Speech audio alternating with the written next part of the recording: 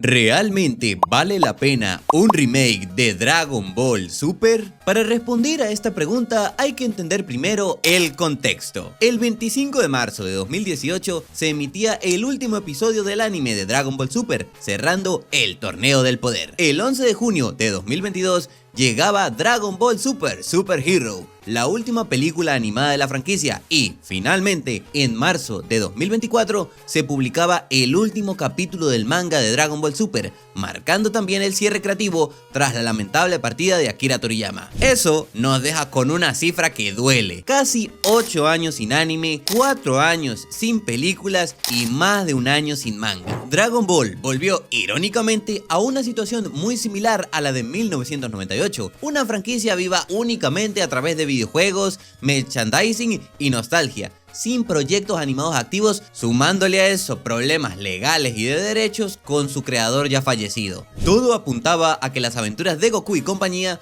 podían quedar congeladas otros 2 o 3 años más mientras se resolvían estas cuestiones, pero en contra de todo pronóstico, las cosas empezaron a moverse. El 25 de enero de 2026, durante el evento del Genki Damadashi, celebrado por el 40 aniversario de Dragon Ball, se anunció por fin la continuación del anime de Dragon Ball Super, con un teaser centrado en la saga de la Patrulla Galáctica. Eso ya era una noticia enorme, pero la verdadera bomba vino después: el anuncio de un remake de Dragon Ball Super, o por lo menos un remake confirmando la saga de Bills. Y aquí es que nace la gran pregunta: ¿vale la pena ver esta historia por cuarta vez? ¿O es que acaso tiene sentido hacer un remake de un anime con apenas 10 años? Hoy, mis estimados muchachoides, vamos a responder a eso. Desde su núcleo, Dragon Ball Super es una franquicia desordenada. Su historia comenzó de la peor forma posible. Primero llegaron 2 películas, La Batalla de los Dioses y La Resurrección de Freezer. Luego, esas películas se adaptaron a anime y finalmente ese anime tuvo su manga. Es decir, se empezó a construir una casa por el techo. Aunque la historia en general era la misma, cada medio lo contó de una forma algo distinta. Toei Animation se encargó del anime y las películas,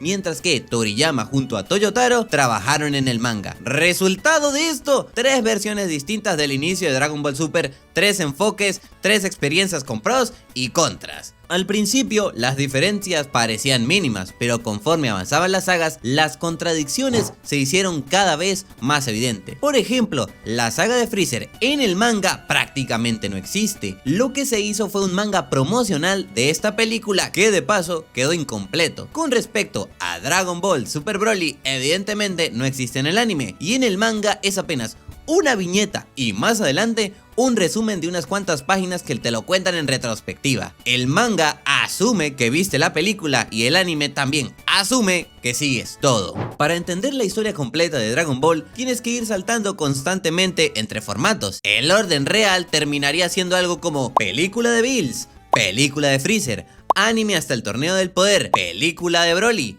película de Super Hero, y ahí sí recién continúa la historia del manga. Esto sin contar los pequeños detalles que en el anime se contradicen y luego se explican en el manga o viceversa. Es una vaina que a veces no se entiende. El ejemplo perfecto fue el Ultra Instinto. Dragon Ball nunca tuvo una guía clara, nunca tuvo una versión unificada. Para mí este es el mismo problema que tuvo Star Wars durante años. Para entender una película tienes que leerte un cómic o ver una serie aparte, y cuando parecía que el canon ya no podía complicarse más, llegó Dragon Ball Daima, una historia que ocurre también entre el final de Z con la presentación del Super Saiyajin 3 de Vegeta, que sinceramente eso deja más huecos en Super, y el Super Saiyajin 4 de Goku, que sinceramente no lo vamos a comentar porque perdemos completamente la brújula, lo cual abre todavía más preguntas. Todo esto para mí fuerza una idea: Dragon Ball necesita orden, un solo producto, una sola narrativa, una sola línea clara, y aquí es donde el remake empieza a tener sentido. Pero el caos narrativo no es el único pecado de Dragon Ball Super. El otro gran problema fue su producción. No es ningún secreto que el inicio del anime de Dragon Ball Super está fácilmente entre los peores arranques de la historia del anime moderno en términos de calidad audiovisual. El infame episodio 5, los modelos deformes de Goku, la saga Freezer convertida literalmente en un puto meme.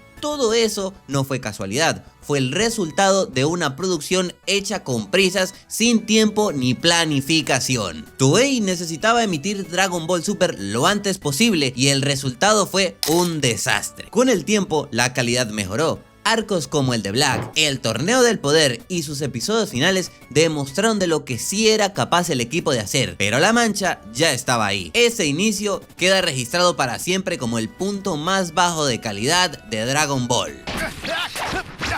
¡No se mueva! Lo evade con gran facilidad. ¡Saiyajin fase 3!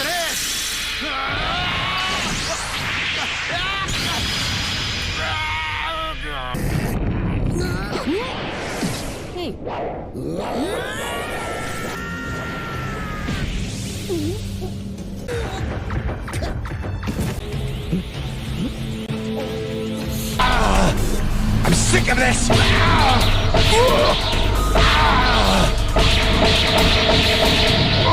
Sinceramente es poco serio decir que esto está bien hecho y no estamos hablando de un puto isekai genérico de esos que salen cada temporada. Estamos hablando de Dragon Ball, una de las franquicias más importantes para el anime y el manga. Es ridículo pretender que no fue para tanto, incluso cuando el propio Toei Animation reconoció su error. Por algo, estamos hablando hoy de un remake. Entonces, ¿vale la pena? Aquí es donde muchos se dividen. Hay quienes dicen que no es necesario, que la historia ya existe y que puedes verla tal y como está para disfrutarla. Incluso figuras importantes dentro del mundo de Dragon Ball, como el actor de voz de Goku en inglés, ha dicho públicamente que no le ve un sentido. Pero esa postura ignora algo clave. No se trata solo de volver a contar la historia, se trata de hacerlo bien. Imaginen por un momento Dragon Ball Super contado de forma unificada, sin contradicciones, con una sola línea narrativa clara, con animación consistente y además de eso añadámosle escenas que den contexto, que expliquen mejor el mundo y que mejoren momentos que antes quedaron a medias. Una buena producción puede transformar completamente una obra y no es una teoría, esto ya lo vimos con la última temporada de Bleach. El arco de la Guerra Sangrienta de los 1000 años es uno de los peor valorados del manga del Shinigami Sustituto. Entonces llegó Pierrot y le dio tiempo, presupuesto y respeto. El resultado, una de las series más aclamadas de los últimos años,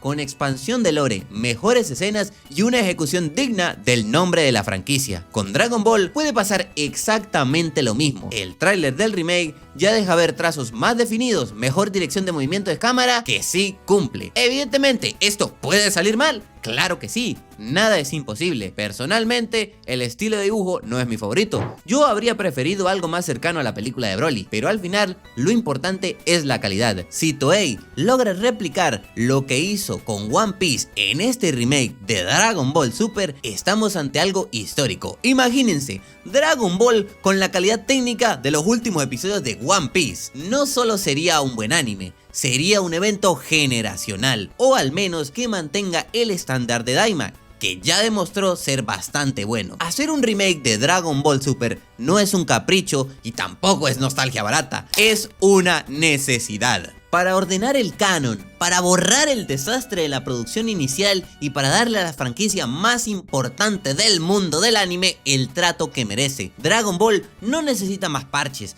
necesita una base sólida, y un remake bien hecho puede ser exactamente eso. Y un remake bien hecho puede ser exactamente eso. Por todo lo dicho aquí, no solo creo que vale la pena, creo que es algo necesario. Y ahora solo queda una cosa: esperar a que Toei Animation esté a la altura de las expectativas. Y bueno, muchachos, hasta aquí el video de la semana. Mamagüevo, no puedo creer que en serio vayan a anunciar un remake. Papi, es en serio, marico. Hace 8 años esperando esta mierda, que ya me leí el manga, me lo releí, coño, que necesitamos algo más de Dragon Ball, marico. Esto ya parecía la época de post-GT, donde no teníamos nada, donde todos vivíamos de pura migaja. Ojalá, espero sinceramente que este remake salga bien. Se supone que son solo 6 capítulos que va a tener la saga de Bills, y después van a ir ahí incrementando hasta llegar a la actual saga de Moro. Supuestamente, no está confirmado, pero yo espero que mantengan la calidad. Eso es lo único que pido, que respeten el nombre de Dragon Ball y hagan una mierda buena. Pero bueno, déjame saber tú en los comentarios qué opinas de esto. ¿Te esperabas un remake? ¿Lo crees necesario? ¿Lo crees inútil? ¿Tienes expectativas por la saga de la Patrulla Galáctica? Déjamelo saber todo en los comentarios. Recuerda que yo soy Alejo. Dale like si te ha gustado. Nos vemos la próxima. Sayonara.